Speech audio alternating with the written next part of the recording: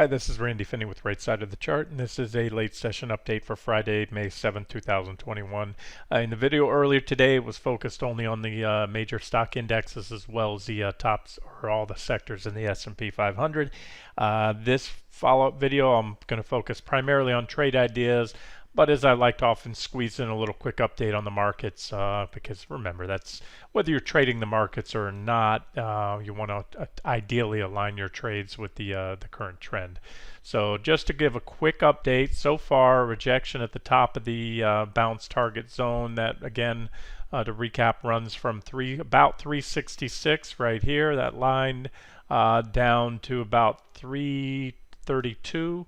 We were trading at it this morning right here when I did the video, and so far that's what that's acted as resistance. So as I mentioned, sitting tight on the shorts that I have on the Qs, because for two reasons: we're still not on any sell signals on the S&P 500, or at least not the ones I've been looking for, the more significant support level breaks, and so that primarily, but I did also mention this for an active trader. You can certainly make a short trade there and then target either that first support about 334, which we've now hit.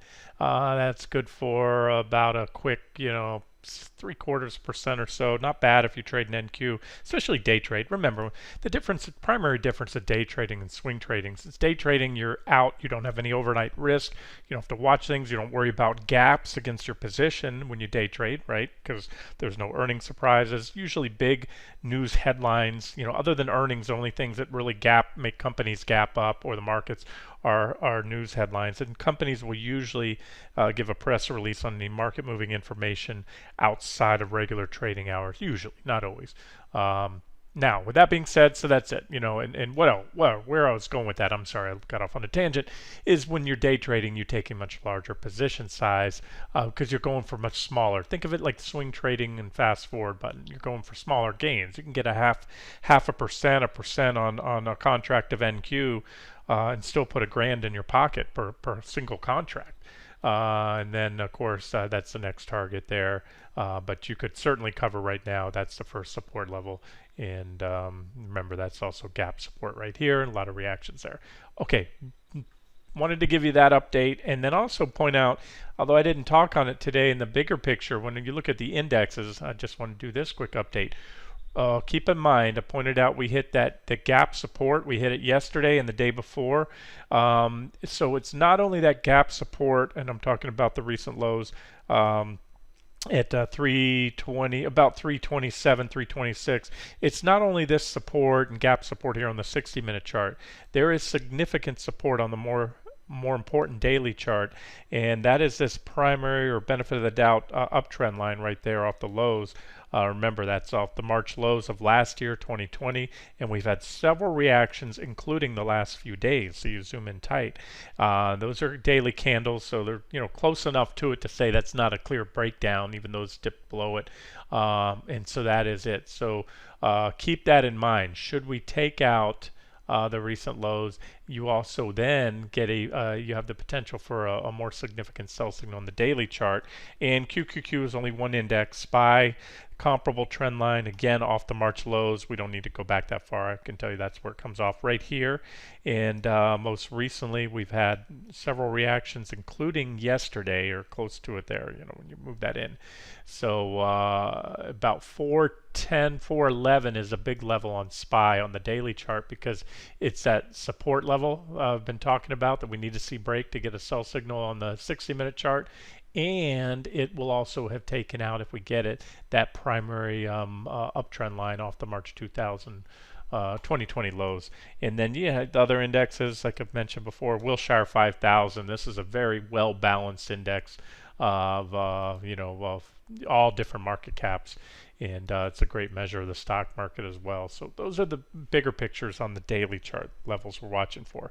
I know sometimes this analysis gets redundant. Talk about day after day these levels. We're in an uptrend, no significant changes. Trying to watch the shorter term charts for a heads up, maybe on some near term sell signals. But the way I think of it, the way I view it, the charts are somewhat stacked right now because a seemingly innocuous breakdown on this on the 60-minute charts. What I mean by that, well, lately it's been drops anywhere from 12% down to so far what 5% or so. And so you're saying, well, Randy, why do you mess with those? Well, remember, sooner or later, one of these 60-minute breakdowns will trigger breakdowns on the more significant daily chart, and then that has the potential to start a bigger drop. And the more eyes that watch it, you might have a lot of eyes watching on the daily chart. You could have, you can go from a market that seems bulletproof, as this one has been for a while, to one that can't get out of its own way if you get a crowded rush for the exit. So, again, just levels to keep an eye on. That's it. No changes right now, other than that short term, the rejection off the top of the zone today. Now I'm going to roll into trade ideas, and they're not going to be in any particular order. I have different watch lists. Somebody requested an update on TLT, for example, Treasury bonds. This is TLT, the 30-year or the long bond ETF. There's our bullish falling wedge breakout, and we've been stair-stepping higher. If you look closely here, I'm going to add a line right now to the recent highs, because when we zoom in, you can see that about 140, 141 has capped all of the recent highs, and so that's what we need to break out to open the door to my next target up there, which is about 146 or so on TLT. And as I've been saying, to see a pretty good lift in treasuries, most likely, not necessarily, but most likely, you'll need to see a correction in the stock market. So that would all align with the S&P 500 breaking down soon, the Q's breaking next support. And you'd probably get a flight to safety here. In other words, rotation out of stocks into bonds, especially by the institutional traders. And take this trend line right here and extend that. And what am I doing? We have a price channel right here. For a while, we were in this downward channel defined by these two lines. We broke down the downside of the channel, but if you extend that, the upper line, which is a downtrend, that also comes in right around that 146 target. So be a good level. I'm longer term bearish on treasury bonds, just near term bullish at this point in time. And so that's TLT. And if you go trade the futures, you get a little more bang for your buck because they're leveraged. Of course, you can buy as much TLT as you're comfortable with. Definitely can put more into that than you do into stocks because they're government bonds. You're not going to get drop 20% in a day on government bonds. Let me look for ZB. I'm going to start out on ZN. I'll find ZB in a second. I was just looking down at all my charts here. This is ZB 60-minute chart. I'm sorry, ZN, the 10-year Treasury bond futures. Right here, the case was made to go long on this divergent low, and then you had a breakout here and a secondary trend line breakout there. So there's a bullish falling wedge pattern breakout. We've been stair-stepping higher, as mentioned a couple weeks ago. Break of this trend line will bring us down probably in the near term. But I said it wouldn't necessarily kill this buy signal that we've been on. We can come down, which we did. So far, we got a little bit of a correction there, but we're still putting in a series of higher lows, and as of today, a higher high. So that keeps the current uptrend intact. Again, that's the definition of uptrend: higher highs and higher lows. We popped up intraday earlier today, but there was some blip on the treasuries, and they came back down, and they're trading right now at near-term uptrend line support. So a case can be made for an objective long entry. And also, just like TLT, I showed you a level that needs to be taken out. It's right there. So this really was well, not necessarily yet a whipsaw. It'd be a whipsaw signal if we fall back down below that breakout. The breakout's the horizontal line there. So we're at dual support levels. We're at both price support, the horizontal line, and the uptrend line support. So I can say with confidence, I can't promise where we go, but I can say this is an objective long entry point on ZN, the 10-year Treasury bond futures, for a ride up to my next target there, about 133, 233, and then maybe potentially more. And you could put a relatively tight stop or a stop below that 132-ish support level right there. All right, in ZB, I know some of you trade the futures, the long bond futures. So let me get to that. There it is. All right, pretty much same thing. This is also a 60-minute chart, a positive divergence right there. We've been moving higher. We also had this little minor uptrend line here, broke recently, triggered a correction, but we still put in higher lows so far. keeping the uptrend intact, and this is the trend line to watch now. Let me actually clean it up a little bit or tighten it up. There it is. So we popped and hit actually my 160 target today right there, 160, 152. So when you're trading things like if that was your price target and you wanted to get out and take profits there, you should have had a standing limit order. Sell limit, good to cancel at just below 160, 152, and that would have been hit. So you would have been out, book profits at that target. And if you did, great, you can recycle back in. It's an objective long entry because it's pulled back to uptrend line support. So the same case can be made for another long entry. We've already hit that target. So at this point, if we run up again, odds favor will take it out. That's the typical reaction on the initial tag of a first target. Next target's 161,314. Remember, so a little below, that's the actual resistance level. And there's some support right here at about 157, 157. So you can put a stop somewhat below that, or at the very least below that previous reaction low right there. All right, so that's the update on Treasury bonds. What else did I want to get to here? Natural gas, been focused on this one lately. I'm standing aside for now. Most recently we came up pretty much effectively hit that $3 target, pulled back, and we did so with negative divergence, as I mentioned. So we've been testing this trend line, and we're also trading in this range here. So overall commodities are bullish. If you're going to short commodities, you don't want to swing for the fences. Pullbacks tend to get bought up, but should we break down, should the divergences play out, the same levels that were price targets on the way up back here hit to 274-ish, here, those serve as price targets on the way down. Should we break out above $3, much above it? Yeah, that's bullish, and especially if we burn through the divergences. But as of now, there's still divergence and would be on even a marginal break, as long as that's all it is. A slight break above 3 has a potential to put a little whipsaw signal in. So like I said, I'm standing aside right now. Just wanted to update that for those of you that are in it. And if you're bold enough to want to take a short trade, but you got to hold off. We've had 2 false breakdowns so far, and yeah, so it's getting a little whippy right now. So I'll keep an eye on it and let you know when I see the next objective entry. Coffee. Somebody asked about coffee. Actually, I posted an update yesterday. I encourage you to, from time to time, come into the site. If you're getting as a subscriber, the updates by email, well, that's a post I'll put, the main post, whether it's a video or charts. Quite often there's something I miss or something I want to add to the commentary or the analysis I posted, and then I follow up in the comment section below that post.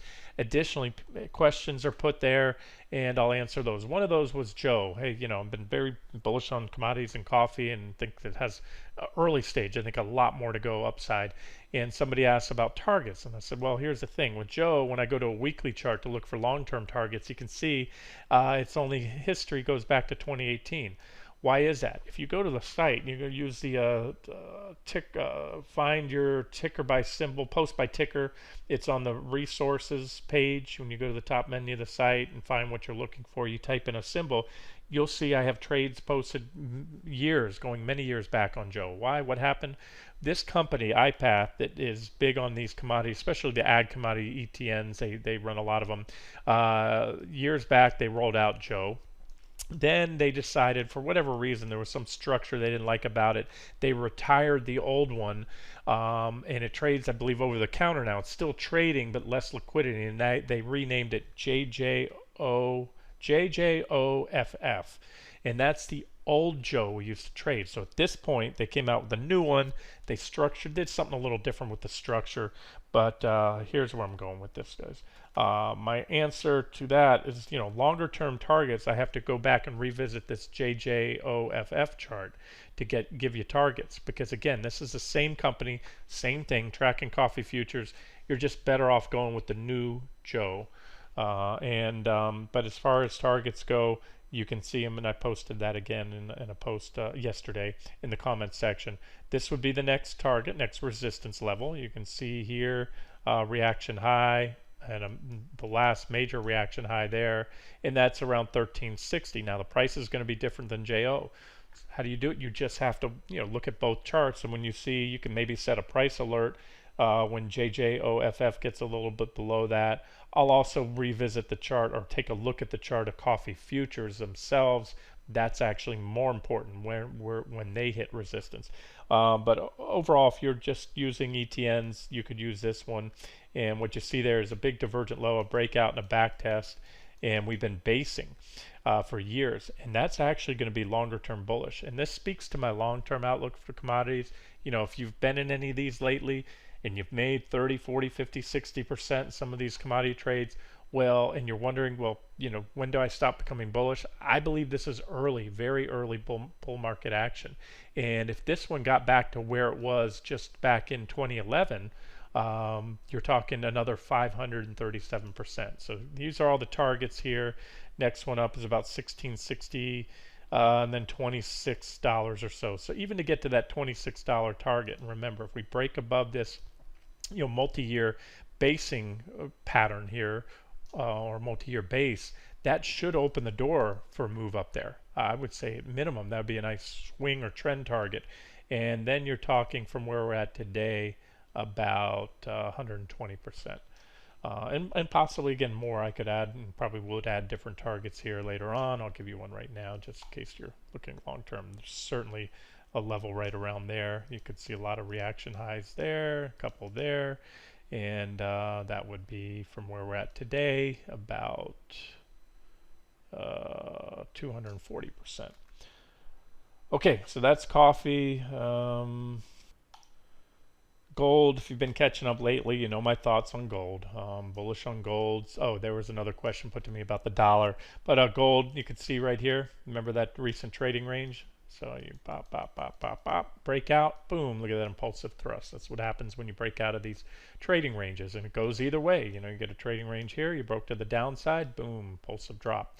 But that's the most recent breakout. And again, you know, the farther we get away from these levels, the more resistance levels we take out, the more it increases my confidence that this was a major bottom, the end of a correction in an ongoing bull market in gold. And if you're wondering what my longer term targets are, they're new highs in gold. That's where they are. So we're not even close to, I don't bother with them right now. You look at the weekly chart. This is what gold looks like on the weekly. Very busy chart, but there's the last bull market right here. There's those big bull market corrections. They're natural. They come along. Any bull market's going to have them. That was the end of the bull market there back in 2011. We went into a bear market. Big level. Bear market, you know, there was a lot of evidence right here. It was over, and that was the official end back in late 2015. But it took a while. We based, boom, 130. That was my big level back then. When 130 was taken out, that was all she wrote. That was such a significant resistance level. That's why it was colored up blue, and that started, and it confirmed or solidified the fact we're in a bull market. It's kind of like a lot of these commodities that we're looking at. So you know, though, you walk into the shopping mall and they have the map and you are here. You know, a lot of these commodities are right here or right here now, just recently breaking out. And gold, you know, already did that back in 2019, broke above that basing pattern, went up, got here, said, look, probably looking at a pretty sizable correction. And said I'd book profits on my, you know, long-term positions to sidestep that. You know, there's nothing better.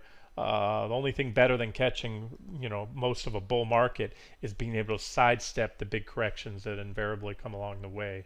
And again, time will prove me right or wrong, and we'll see. And you don't get married to a trade, but that was the recent lows where we stepped in and the bottom of my buy zone on the daily. So there's long-term outlook is that at this point we just, you know, continue up, minor zigs and zags aside.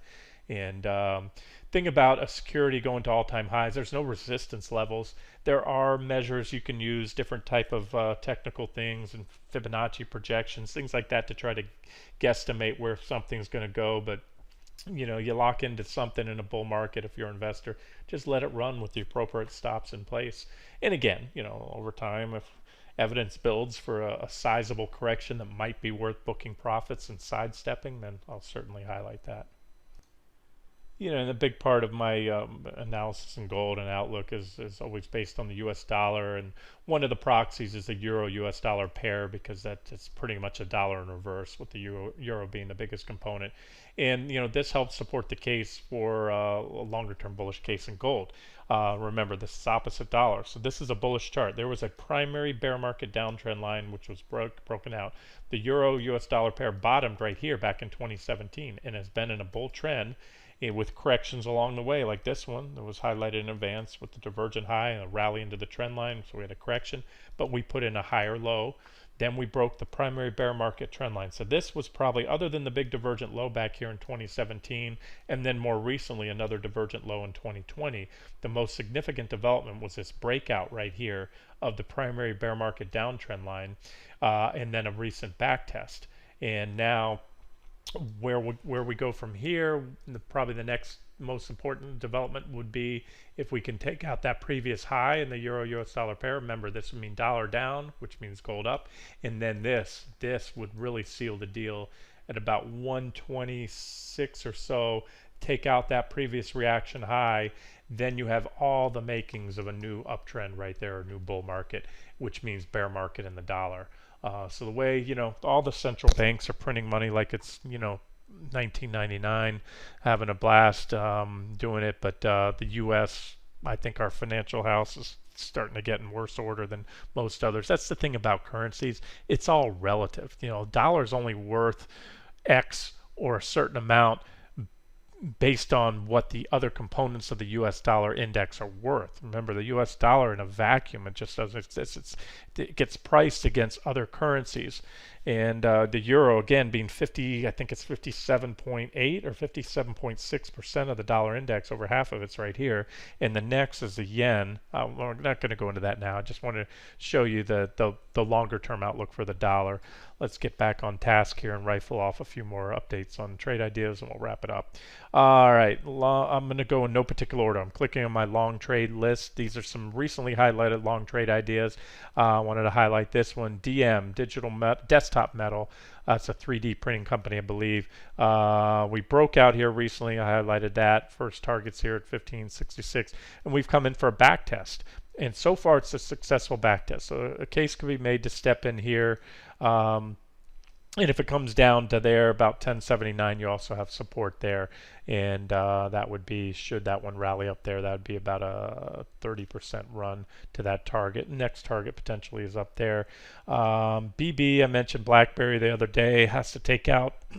At the time, I said a break above 960. It didn't break out, but what it did do since then, so we never had a buy signal. It pulled back to support. We have support right here at about $8, and so right now the case could be made to go long off support, swing it back up to the top of that recent trading range. That's right here, between roughly $8 and 960.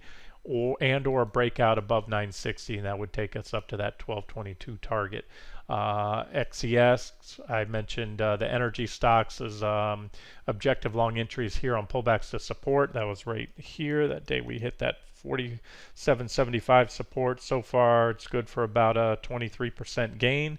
I'm doing an update because we recently popped above that first target there at 55.44.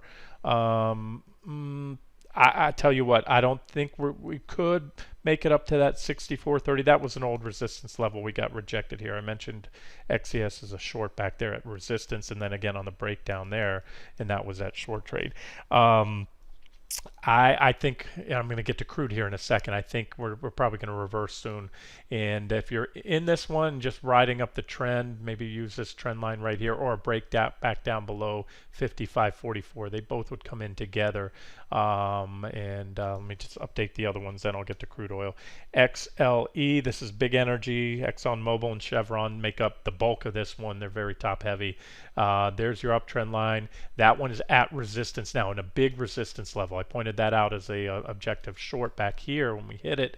It's long-term resistance, and then we of course had a nice correction, been moving sideways. So this one, you're at resistance. If you took it here, you're good for roughly 47, about 13%. A good time in my opinion, take the money and run. Don't even wait for the reversal because it could come in the form of a gap down.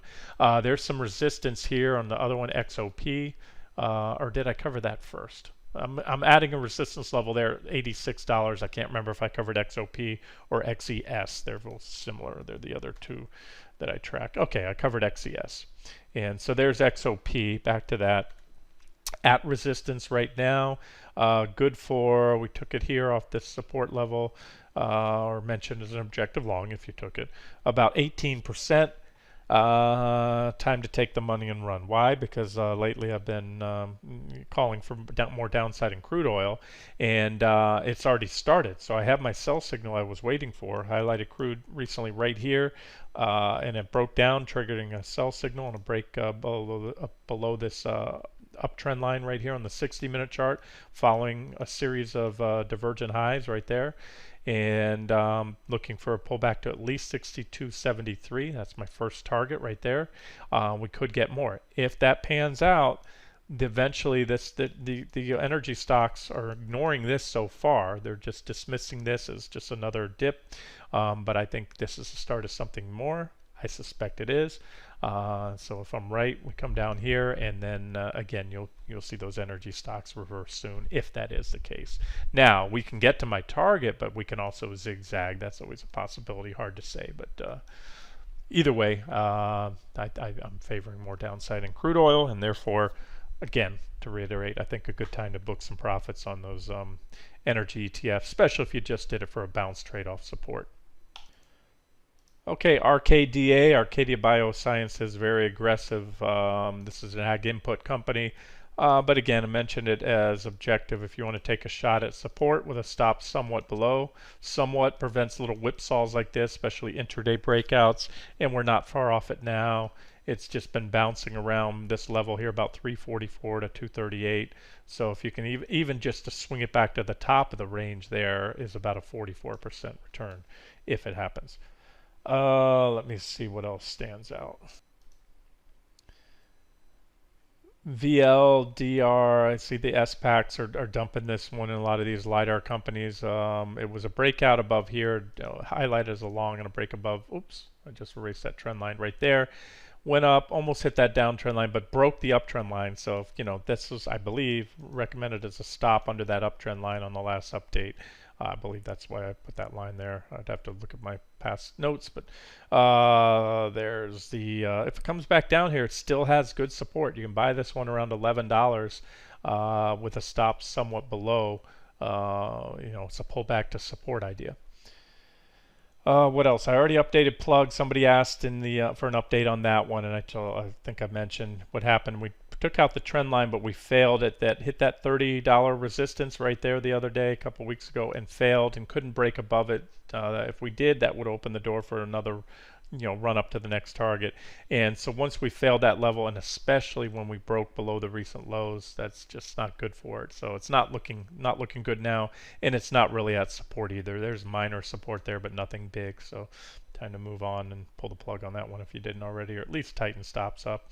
All right, what else? SB. Oh, SB is getting a little long in the tooth. That one was highlighted as a pullback to 214 support, and it's getting close to this trend line. If it breaks that trend line, which it probably will, it's going to bring it back down to 3. So that was a pretty strong run, about 100% in just a few weeks there, and probably time for that one to come on back in. GSHHY, again, very speculative. Not very, but somewhat speculative. I'm still waiting for a breakout above 1055. And if so, that's, big, about 50% gain up to that sole target, or no, first target around 1533 or so. What else? China's back. PGJ is a Chinese ETF. 6046 is support. I mentioned it as a long entry on a breakout above this downtrend line. Ran up, hit my first target at 66.19. Reversed, had a reaction as we usually do, and we're grinding between that range. You can buy it here at support. If it breaks that support and moves down to the next support at 55.85, it has the potential to put in divergence. So we may revisit that if it breaks support. Otherwise, you can take a shot at it here with a stop somewhat above.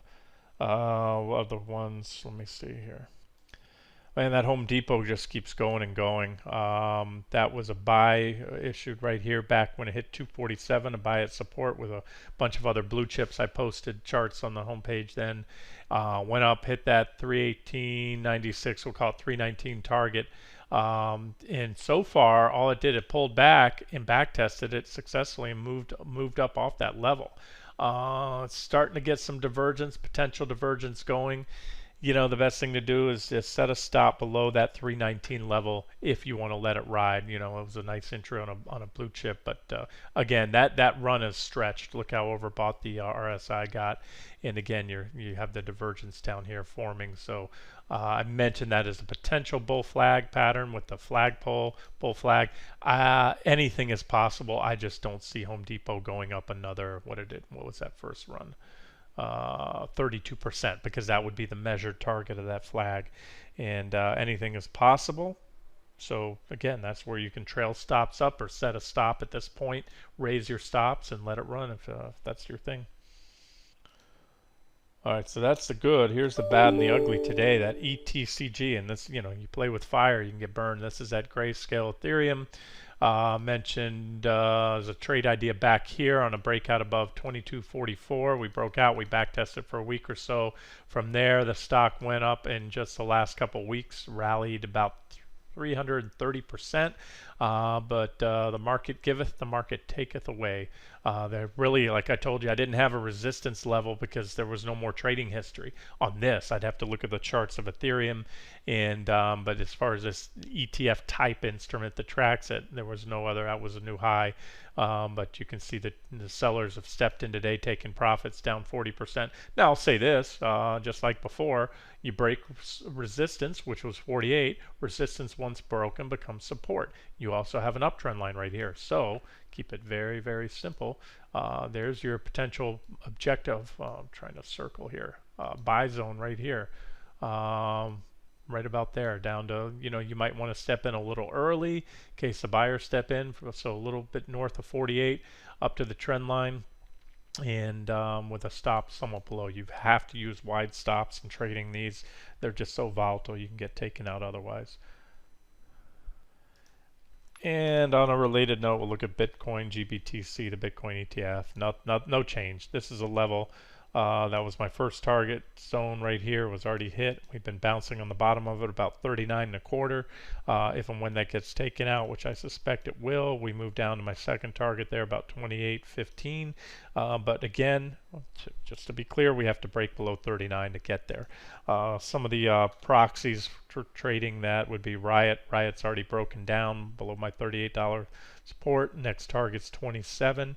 Then if it breaks 27, I think it comes back to about 1784, and I think that's highly likely if Bitcoin breaks the aforementioned support level I just talked about. All right, the other one I often cover, or I've been covering lately, is, let's get to that. What was that? Mara, M-A-R-A, Marathon Holdings. Same thing, dancing on support, 28.93. And with minor support below at about 24.37. If and when taken out, which is likely if Bitcoin breaks down, 16.15 and then 10.37, and the primary uptrend line would be your swing targets there for a short trade on Mara. Let's see here. Signet Jewelers still above the primary trend line. Tesla, no big change. I'm just rifling through things that I've talked on lately. Peloton. Oh yeah, let's talk on Peloton.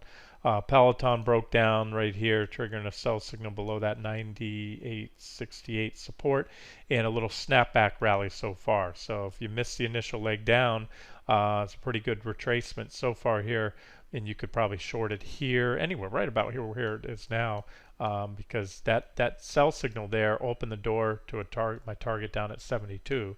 And it's the idea, if you get a kickback all the way there, great, even better, but usually you don't kick back all the way when you've come this close to a target. you're probably not going to make a full back test. So I think just right here, anywhere where we're at now or so is a good time to short it for that next leg down to $72. Be about, I don't know, 17% or so. Okay, about a dozen more and we'll wrap. No, not even half a dozen. All right, just again, random looking at an old watch list that I had, recycling and updating some of the old trades. One of those was Y10. A while back I was quite bullish on the agricultural input sector after first becoming bullish on commodities and watching the ag commodities going up and this sector still going down. I said, sooner or later they're going to step in. That's bullish for this sector, and of course you need the the technicals. You can build a bullish fundamental case all day long until the charts confirm, and that was with this divergent low here, and then Y10. That's yield 10 biosciences put in this trading range here. Let me box it in and get to where we're at today. Consolidation pattern, really about that yellow line actually is where I had the box. No, I had the box up there, but the yellow line was a very significant level, and that was mentioned as a breakout, a buying op right there. And when we broke above it, 842, we actually had buy signals before then, but that was the most recent, and the stock rallied about 166% right into that primary downtrend line. Brief momentum fueled overshoot. Okay, why am I updating it now? That was then, this is now. Well, because we're pulled back to support. That 842 to me was a big level back then, confirmed with this impulsive breakout and buy signal, and we're right there. And so there isn't, well, I mean, I scratched it down earlier. By the time, get around to doing this video, we've already bounced pretty good. I hate to say it. Stock's up 15%, so maybe another pullback to that level if we get it. And then if it can break 1090, that would have been the initial bounce target, and it was already hit today. Sorry about that, guys. I'm trying not to pass on trades when they've kind of missed the boat. But again, levels to trade off of. Let's just put it that way. And again, you had an opportunity there today, yesterday, and if we pull back again, so you recognize that we're bouncing now in this near-term range, bearish, bullish, break above 1090 or below 842, and again, trade between the range. On that same list, again, an older list, where did it go here? We have CGA.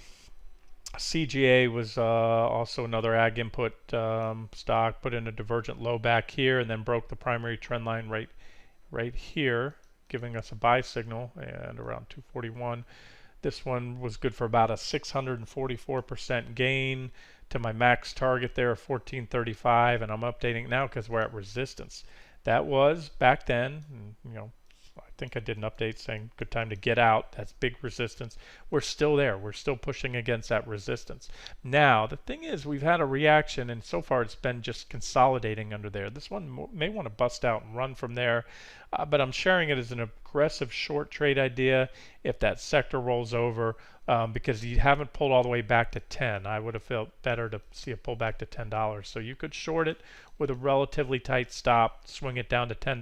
That'd be a 40+% gain. 14 down to 10, $4 drop on 14, close, maybe not full 40%, but close to it. Next up in that sector, another ag input, UAN. This one we had a bullish divergent low back here. There was our breakout right there above the downtrend line and the 790 level. From there, this one ripped about 685%, but I believe it's come full circle. So time to tighten up stops if you took it back then or anywhere along the way. We have divergence that's been building here, a negative divergence, and here's your uptrend line. So you can set a stop somewhat below that uptrend line and or that $43 level. That was a big level, and if it breaks 43, probably coming back here at about 26 would be a potential pullback target. That would chop the stock in half. It's at 57 right now. So there's a potential trade setup and an update if you're in it long. Hey, the momentum's up, the ag input, the agricultural commodities are going up. So these guys, don't underestimate how much farther they can go. But again, sell signal to come under a solid break, especially close on the trend line. And minimum swing target for a pullback would be that $43 level. That'd be about a 25% pullback in it. All right, a couple more. Seed, I think I updated this one recently. I've already hitting that target right there, that 28.48 target with a divergent high, and probably headed down here to 1080. But just kind of show you what happens to these ag input stocks, because again, this was another one I highlighted back here. Bullish falling wedge, breakout, ran up here, highlighted a divergent high. That was about a 383% run and had a healthy correction. But before all is said and done, it ran about 834%. However, it ran into long-term resistance. You can see these big reaction highs back here and here, hit it here. And so far, this one's dropped about 56%. So when I give you those short pullback targets, even on something that I was recently bullish on, that just shows you, a stock that goes up 800 and something percent easily can have a 50% pullback, and it's still way above where it was back then before the breakout. So there are high flyers, and the way to trade these successfully, don't put too much money. Take your position size down to account for the above average gain potential and the above average loss potential, because you need to use wider stops or you get shaken out with the volatility in these things. USRM, that was US stem cell. Another recently long setup back here with these divergent lows, and then this trend line breakout. That was the big level I think I focused on back then, as the break above that basing pattern here. Price resistance at 0.008 in the trend line, popped it, ran up about 943, almost 1,000%. Put in this little divergent high right here recently, and has pulled back to support. So that's what I want to mention. It's actually at support. It's had a pretty decent correction. You can take a shot here if you want to get aggressive with a stop somewhat below. There's support around 3 cents or so. Penny stock, so need I say more? If you don't know what that means, it means very aggressive, almost speculative trade. Pass if that's not your cup of tea. All right. Two or three more. XXII, 22nd Century Group, healthcare stock. This one was highlighted back here with this divergent low. Bullish setup, broke out, ran about 633%, but I believe it's come full circle or close to it, and we have now, just like we had the case to be bullish back here with positive divergence or bullish divergence, we now have clear negative divergence, and it's confirmed. PPO is turned down. And we need to give you a reason to short it, and that would be a trend line like this. There it is. Break of that trend line should send this one back down to at least right here, about 291, and quite likely down to the $2 target right there. Could have another thrust up. We just bounced off the trend line, but again, you may want to set an alert. Let me do that if I don't have that already. No, I don't have it, because I just added that trend line. There we go. Okay, last one, RKDA. Did I? Yeah, I think I might have already covered this one earlier. Yeah, long at support around 238 with a stop somewhat below. All right, that's it. Long enough video. Let's get this out to you. Again, trade ideas, long and short, and then some stuff to watch for on the broad markets. This has been Randy Finney with Right Side of the Chart. Have a great day.